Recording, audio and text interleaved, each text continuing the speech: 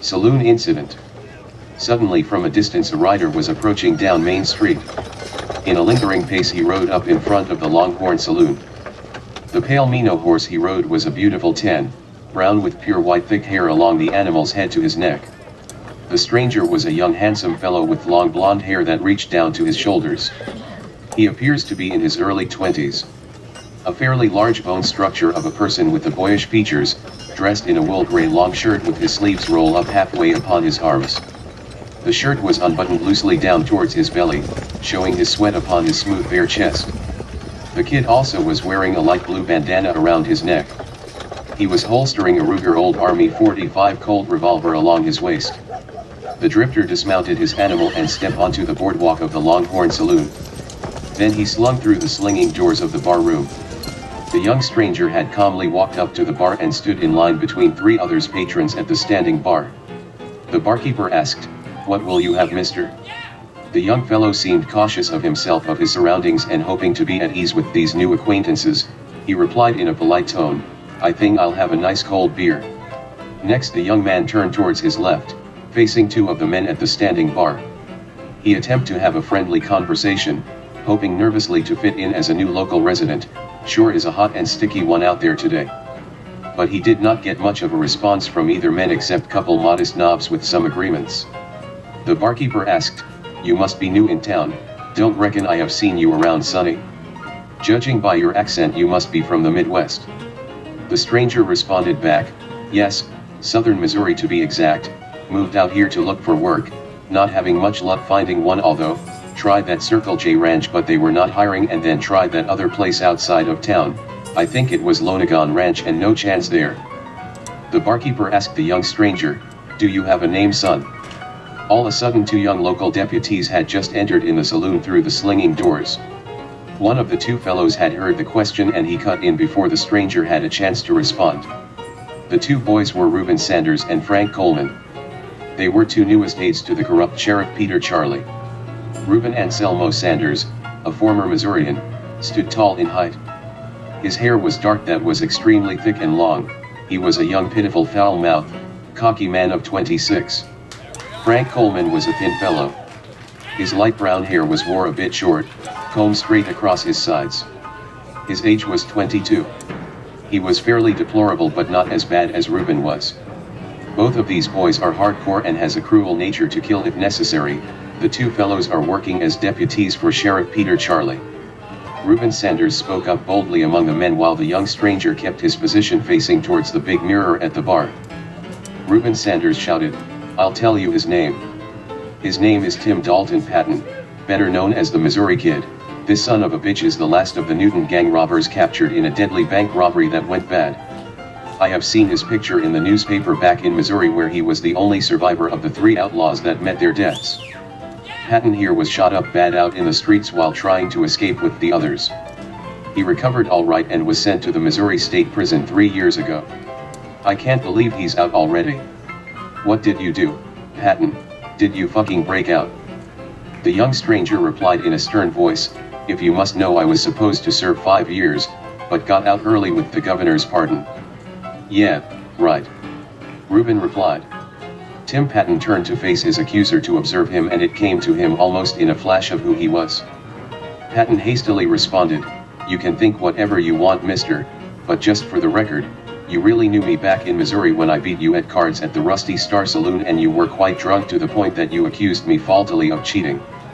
You forced me into gunplay, although a little drunk myself. We both drawn our irons and you plugged me bad with a bullet in my side. But in return you got the worse end of the deal with my slug. It was enough to send you into the ground into unconsciousness. Yet I was capable in my weak condition to collect my winnings, and with the help of my partners, they were able to guide me out by my shoulders from the saloon. The bullet you drove in me wasn't all that serious. My late partner, Johnny Hensley, God rest his soul, manages to dig it out of me, and I was only laid up for couple days. I am rather surprised you're still walking around. I had figured by now you written your own ticket into the grave." Reuben Sanders responded in his enraged manner, "Yeah, you fucking son of a bitch, you plugged me real good in the chest. Lucky the slug exited straight upwards, out my back shoulder, otherwise I'd been a dead man if the bullet remained deep in me.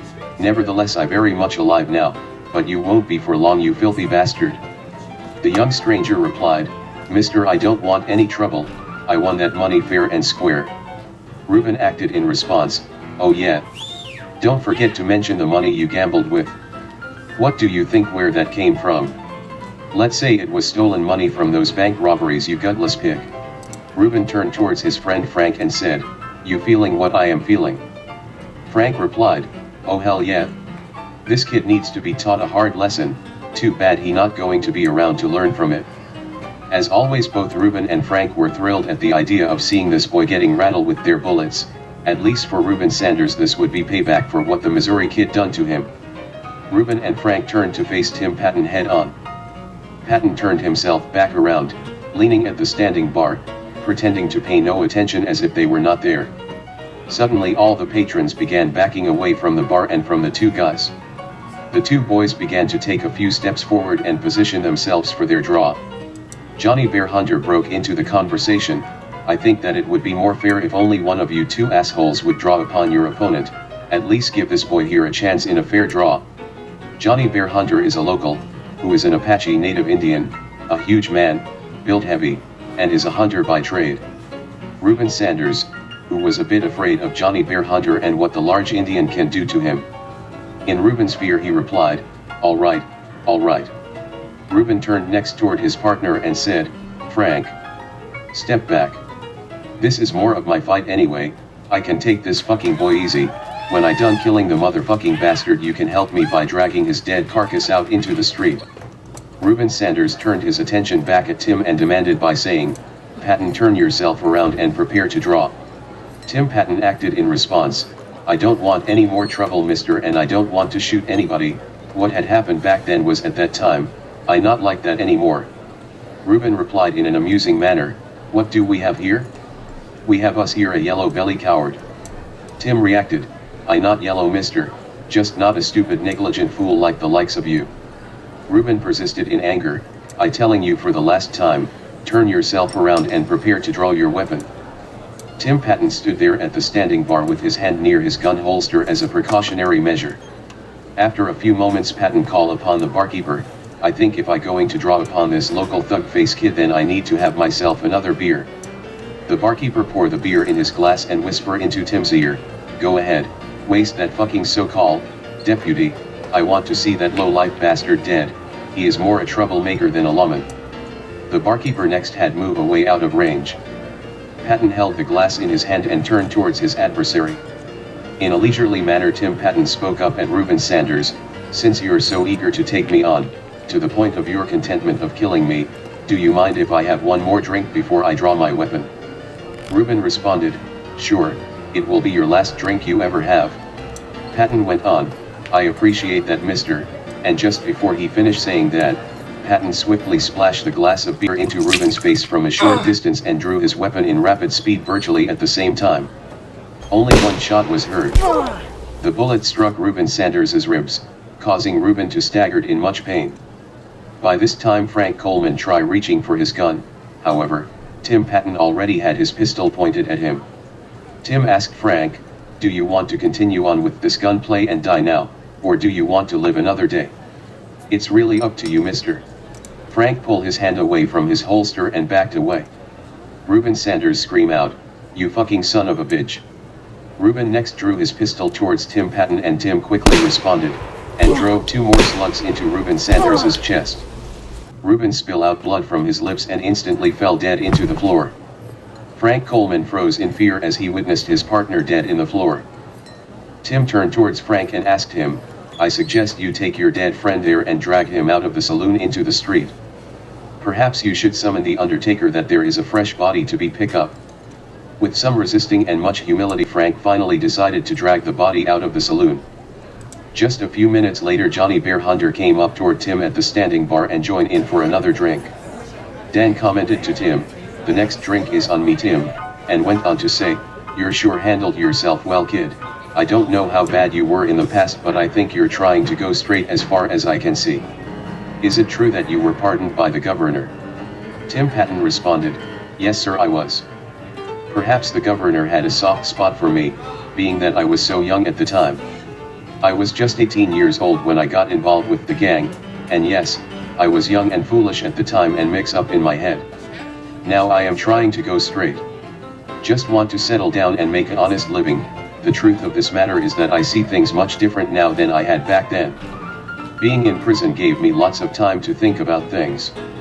One more thing is that I don't want ever to go back to prison again. It was hard enough to survive there, been nearly strangulated and beaten. Johnny Bear Hunter responded, "Yeah, you must had a fairly bad time there as young as you were, but you're one physically strong fellow and you would survive it well anyway." Johnny went on, "I don't think you will have any more trouble with those two punks, at least that piece of trash, Reuben Sanders, is not around anymore, and Frank, well, he is a coward without his partner. But I would be careful of that corrupt sheriff, Peter Charlie. He may try to have you arrested with some phony charges. I know you didn't have any choice in the gunplay, I saw it as a fair fight." Both men had another few drinks and had talked some more. Johnny Bear Hunter mentioned to Tim, "I know Sheriff Peter Charlie considered to be corrupt, but he is no fool about what folks say about him, yet, he is not all that thrilled having Reuben Sanders as his deputy. Reuben can be a problem sometimes and he shows a bit of being a hothead. He fairly new here and the sheriff have to dealt with his mischievous behavior on many occasions in his actions. Reuben keeps on messing things up for him on job assignments." Tim Patton replied, "Yeah, what about his partner, Frank? He can be a threat."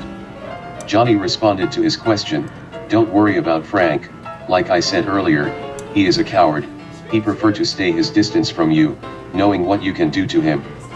Besides, Reuben Sanders was just partners and the two were never good friends with each other, they only worked for the sheriff. Frank would not care in the least if Reuben gets himself shot dead." Johnny Bear Hunter asked Tim Patton, "I understand you are looking for work. I could use another fellow to come hunting with me in the high country. There will be enough money made between both of us of hunting game to sell for wool and food. There is a big market here in town, we can sell what we bring in. Might be rough living outdoors at time, but it is a good living. How about it?" Tim Patton thought about it for a few minutes and said, "Hell, yes, it would be a great adventure and something different." The end.